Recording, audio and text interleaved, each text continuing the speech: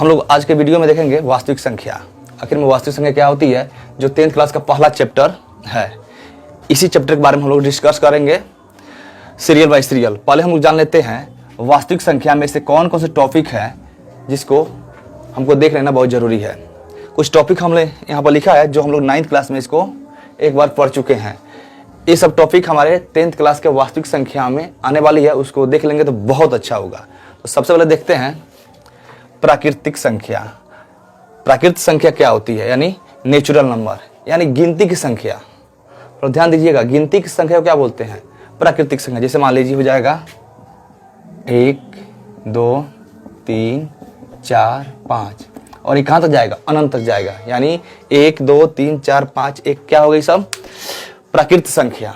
जैसे मान लीजिए हमारे हाथ में 1 कलम है, 2 कलम है, 3 कलम है, यानी 4। जो संख्या दर्शा रहा है वो क्या हो जाएगा, प्राकृत हो जाएगा, यानी प्राकृत संख्या के कैटेगरी में उसको रखेंगे।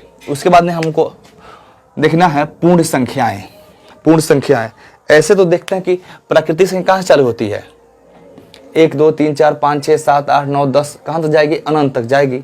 लेकिन हम लोग अब देख रहे हैं कौन संख्याएं, पूर्ण संख्याएं। जैसे मान लीजिए हमारे हाथ में 4 कलम 6 कलम 10 कलम है, ये तो मान लीजिए प्राकृतिक संख्या हुई। लेकिन एक स्थिति ऐसी भी आती है कि हमारे हाथ में एक भी कलम नहीं है। जैसे मान लीजिए हमारे पास 1 कलम है, यानी 21 कैटेगरी में रहेगा प्राकृतिक संख्या में। लेकिन मान लीजिए हमारे पास एक भी कलम नहीं है, तो इसको हम क्या बोलेंगे। इस सब दर्शाने के लिए हम इसको स्टार्ट करते हैं कहाँ से, 0 से। यानी अगर हमारे हाथ में कुछ नहीं है तो कम से कम 0 है ना, तो क्या करता है, ये 0 उस संख्या को पूर्ति कर लेता है। तो इसमें क्या हो जाएगा, 0 ऐड कर देंगे और बाकी सब संख्याएं प्राकृतिक संख्याएं लिख लेंगे। 4 5 कहाँ तक चला जाएगा, अनंत तक। ठीक है, ध्यान देखिएगा, प्राकृतिक संख्या होता है जो गिनती की संख्या से चालू होता है, 1 2 3 4 5 6 7 8 9 10 इधर अनंत तक चला जाएगा। वहीं पूर्ण संख्या क्या होती है, पूर्ण संख्या होती है जो 0 से स्टार्ट होती है। अभी हम आप लोगों को बतलाए हैं 0 के में स्टार्ट होता है, क्योंकि हमारे पास कुछ नहीं है तब भी एक संख्या है, उसको हम 0 बोलेंगे। ठीक है, नेक्स्ट है हमारा पूर्णांक संख्या। पूर्णांक संख्या जिससे जैसे हमारा जो मैथ आगे बढ़ता गया ना, तो बहुत ऐसी समस्याएं उत्पन्न हो गई। तो इसमें समस्या हो गई कि जैसे मान लीजिए हम सब पूर्ण संख्याएं और प्राकृतिक संख्या तो लिख दे रहे हैं 1 2 3 4 5 6 0 ये सब।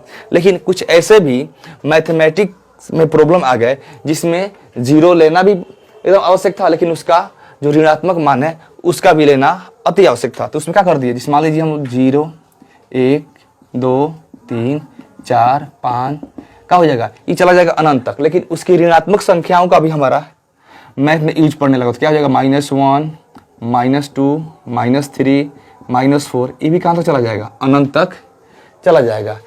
ये सब हमको कहाँ मिलता है, पूर्णांक संख्या में। देखिए पूर्णांक संख्या भी बहुत डिफरेंट टाइप की होती है। अब आपको बोल देंगे धनात्मक पूर्णांक, तो क्या हो जाएगा, 1 2 3 4 5 6 7 8 कहाँ तक चला जाएगा, अनंत तक चला जाएगा, धनात्मक पूर्णांक। अगर वहीं आपको मैं बोल दूं ऋणात्मक पूर्णांक, तो कहाँ चालू होगा, -1 -2 -3 -4 कहाँ तक, अनंत तक चला जाएगा। ठीक है, और जो अब थोड़ा आप लोग क्लियर कीजिएगा, जो 0 है ये ना तो धनात्मक है और ना ही ऋणात्मक संख्या है। ठीक है, तो इसके बारे में थोड़ा आप लोग गौर कर लीजिएगा। धनात्मक ना ही है, पॉजिटिव है, और ना ही नेगेटिव संख्या, ये न्यूट्रल है। मतलब इसका ना ही धनात्मक में इसको लेंगे और ना ही ऋणात्मक में इसको हम लोग लेंगे। उसके बाद में आता है परिमेय संख्या। आखिर में परिमेय संख्या की जरूरत क्यों पड़ी। ठीक है, हम आज इसी के बारे में बेसिक डिस्कस करेंगे, परिमेय संख्या। ध्यान दीजिए, जैसे मान लीजिए हमारे पास उदाहरण एक ही बता रहे हैं, कलम पे बता रहे हैं, थोड़ा ध्यान दीजिएगा। 1 2 5 6 7 8 कलमें हैं, ठीक है। लेकिन मान लीजिए किसी के पास 5 चॉकलेट है, 6 चॉकलेट है, 7 चॉकलेट है, हो सकता है, ये भी संभावना हो सकती है। लेकिन कोई तो ये भी बोल सकता है ना, हमारे पास 2.5 चॉकलेटें हैं, हमारे पास 3.5 चॉकलेट है। तो इसको दर्शाने के लिए हम परिमेय संख्या का यूज करते हैं। जैसे मान सकते हैं, मान लीजिए किसी के पास 2.5 चॉकलेट है, तो 2 पूर्णांक 1 बटा कितना हो जाएगा, 2। इसको इस तरह से लिख सकते हैं, यानी 2 दूना 4 1 5 बटा कितना हो जाएगा, 2 हो जाएगा। तो परिमेय संख्या का यूज यहाँ पर पड़ता है जहाँ पे कोई नंबर सम या विषम में ना होकर डिवाइड में बढ़ जाए। यानी हम लोग इस तरह से कह सकते हैं ना, भाग के रूप जो संख्याएं होती है वो परिमेय संख्याएं होती है। ठीक है, अब देखिए ध्यान से, यहाँ पे जो परिमेय संख्या होता है ये होता है पूर्णांक। पूर्णांक की कोई भी संख्या हम लोग ले सकते हैं। ऊपर होता है अंश और नीचे क्या होता है, हर। ऊपर होता है अंश, नीचे होता है हर। तो हर भी होता है पूर्णांक, हर भी क्या होता है, पूर्णांक होता है, लेकिन इसमें क्या होता है ना, हर में हम लोग जीरो छोड़ मतलब पूर्णांक में मतलब जो हर होता है उसमें जीरो छोड़कर बाकी हम सब पूर्णांक के लिख सकते हैं। कारण ये है ना, यहाँ पर जैसे हम लोग नीचे हर में जीरो लिखेंगे तो इसका मान हो जाएगा कितना, अनंत। इसका अनंत मान होगा तो हमको पता नहीं है अनंत में मान कौन होगा, ठीक है। इसलिए हमको यहाँ पे हर में जीरो नहीं देना है। जैसे ही जीरो देंगे क्या हो जाएगा, वो संख्या अनंत हो जाएगी और उसे कोई वैल्यू नहीं निकल पाएगा। तो आप लोग ध्यान रखिएगा, संख्याएं क्या होती है, परिमेय संख्या में दोनों संख्याएं पूर्णांक संख्याएं होती है, ठीक है। उसके बाद हम देखते हैं अपरिमेय संख्या। अपरिमेय संख्या मतलब होता है जो क्या पूर्णांक के रूप में नहीं हो। जैसे मान लीजिए रूट अंदर 2, रूट अंदर 7, रूट अंदर 5, ये सब क्या है, अपरिमेय संख्या है। अब आप लोग बोलिएगा सर इसके नीचे आप लोग 2 दे सकते हैं, 4 दे सकते हैं, 6 दे सकते हैं। आपकी बात भी सही है, लेकिन देखिए ध्यान से, इस पर क्या है ना, जो ऊपर वाली संख्या है पूर्णांक संख्या नहीं है। पूर्णांक संख्या क्या होता है, रूट में नहीं होता है। देखिए यहाँ पर जो पूर्णांक संख्याएं हैं ये रूट में तो नहीं है।